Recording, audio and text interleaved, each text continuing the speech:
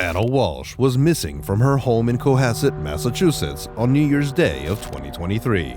Police considered her disappearance suspicious, and her whereabouts remain unknown at the date of this upload.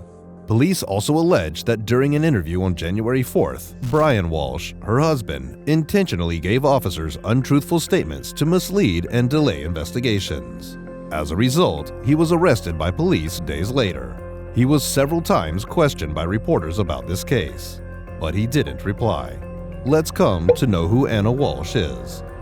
By any reasonable measure, Anna Walshe was living the American dream. She turned one of her favorite phrases, "If it's to be, it's up to me," into her mantra. Anna worked her way up from an entry-level hotel job to a highly compensated executive position in a field she enjoyed.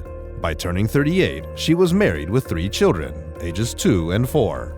Anna was born in Belgrade, Serbia, and was educated there before coming to the United States in 2005 on an exchange visitor visa. Anna earned additional credentials from Cornell University. She is fluent in multiple languages. Over the years, she worked various jobs of increasing responsibility at top hotels in Boston. She was most recently employed as regional general manager for the real estate company Tishman Speyer in the Washington, D.C. area. In the summer of 2005 and 2006, Anna worked at the inn in Washington, Virginia. She met and began dating the senior chef, Mr. Mark Knipp, and they married in 2008. After spending some time in New York City, Anna moved to Lenox, Massachusetts, to accept the managerial position at the luxury hotel, The Waitley, in the Berkshires. For Anna, the administrative role was yet another step forward in a career built on hard work and determination. 47-year-old Brian Walshe, Anna's husband, was born into a life of wealth and prosperity. Brian had the privilege of attending boarding schools and colleges such as Carnegie Mellon University, Northeastern University, and the JFK School of Government at Harvard. However, he was a troubled youth, and his parents considered him an underachiever. According to local reports, Brian had grown accustomed, likely meaning he was diagnosed with an antisocial personality disorder.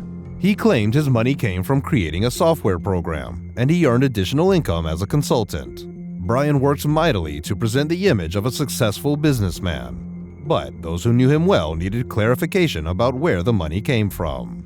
From 2006 to 2007, Brian was accused of stealing nearly $1 million of his father's money through an elaborate real estate scam. This was the final straw for his father. Upon learning of the fraud, Dr. Walshe, Brian's father, disinherited Brian from his estate. By 2008, Brian had estranged himself from all of his paternal family. 5 years later, in March 2014, Brian and Anna began a romantic relationship shortly after she divorced her husband. Brian and Anna made an instant connection. The well-heeled couple enjoyed traveling, fine dining, and hosting lavish dinner parties for friends. When Anna needed to center herself, she relied on one of her favorite pastimes, retail therapy. However, the burgeoning relationship had its problems. According to a police complaint filed in Washington, D.C. in August of 2014, she told officers that Brian threatened to kill her and her friend during a phone conversation. When Anna was in Washington, D.C. and Brian was in Boston, police closed the matter when Anna refused to cooperate with the investigation. Nevertheless, she decided to build a life with Brian. In December 2015, Brian and Anna got married. According to a witness, they married in front of a few dozen family members and friends. Although, according to the witness, none of Brian's family was present. Now married, Anna resumed her ambitious plan to develop her career potential, whereas Brian was up to his old tricks. On Christmas Day of 2022, Anna texted an unusual request to her mother, who was in Serbia then. She reportedly begged her mother to drop everything and visit her in Washington, D.C. the next day, but her mother replied she could not possibly do so on such short notice. In the interview with Fox News Digital, her mother stated clearly, "There must be some problems." Anna did not give a reason for the urgency. On December 31st, 2022, Brian and Anna hosted a New Year's Eve dinner at their home with a close friend named Jim. Around midnight, Anna spoke to her friend on a cell phone to wish her Happy New Year. Next, she called her mother and sister, but neither answered. As Anna had to be at work the next day, she planned on going to bed shortly after Jim left. Records showed that Anna was scheduled for a flight from Boston to D.C. on New Year's Day. According to the police statement on Wednesday, January 4th, the Chuzias Police Department responded to a call for a welfare check at the Walshe residence. The call stated he was the head of security for the Tishman Spire, Mrs. Walsh's workplace. He said he contacted Brian, who was unaware of her whereabouts and had not filled a persons missing report. Brian told the caller that Anna left for work at 6:30 a.m., and he had not heard from her since. The Chuzias police arrived at the Walsh residence for a well-being check, according to an affidavit. Officers asked Brian to provide a timeline of events for January 1st and 2nd. According to Brian, the Walsh hosted Jim for dinner on New Year's Eve. Jim left around 1 or 1:30 a.m., and he and Anna went to bed shortly after that. Anna said she had to be in D.C. for a work emergency in the morning. According to Brian, Anna kissed him goodbye and left sometime between 6 and 7 a.m. She would typically share a ride or share a taxi to the airport. Brian claims he got up at 7 a.m. on New Year's Day and made breakfast for the kids. He said he did not have his phone with him then, as one of the kids likely took it and lost it. Therefore, he could not use GPS. He explained that this is why he got lost and probably took an additional 20 to 30 minutes to get to his mother's house at 4 p.m. Brian states that he found his cell phone the next day underneath a pillow. He said that on the 2nd of January, he only left the house once to take his oldest son out for ice cream. Before the officers left, Brian consented to a forensic download of his cell phone. On January 5th, the police department announced that Anna was missing. It's not normal that she's missing, so we automatically feel that she's in danger by the mere fact that she's missing. They asked the public for assistance with information. They said she was last seen shortly after midnight on New Year's Day. On January 6th, police launched a massive search for Anna, including canine units and rescue teams in the wooded areas near her home. At the same time, a fire broke out at Anna's former home.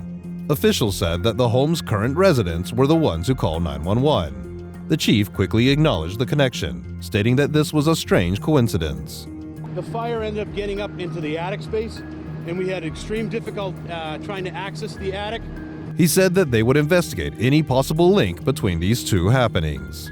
On January 7th, a team of investigators performed a video canvass of the North Shore area to verify Brian's timeline of events. As it turns out, investigators were able to determine there was no video promoting Brian's statement about his New Year and the next day's location, as he stated. Moreover, there were no receipts to prove that he went to his mother's house. However, investigators found video evidence of Brian at the Home Depot in Rockland the following day. He was seen wearing a black surgical mask and purchased $450 worth of cleaning supplies with cash, including a tarp, bucket, and tape. The trip was not disclosed to officers and may have also been a probation violation. Cell phone data obtained from Brian's phone through forensic download showed the device traveled to Brockton and Abington during the week beginning January 1st. These towns are not on Brian's approved list for leave and may also amount to probation violations. Regrettably, the police in the evening announced that the research for Anna Walsh in Massachusetts had concluded.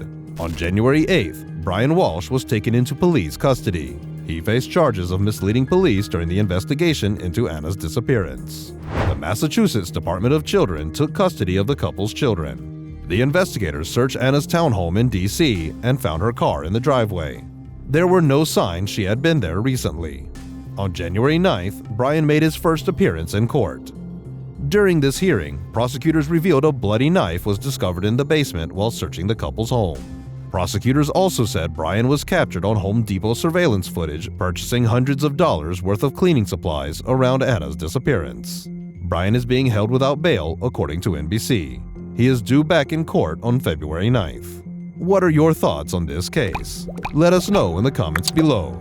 See you in our next video. Till then, take care.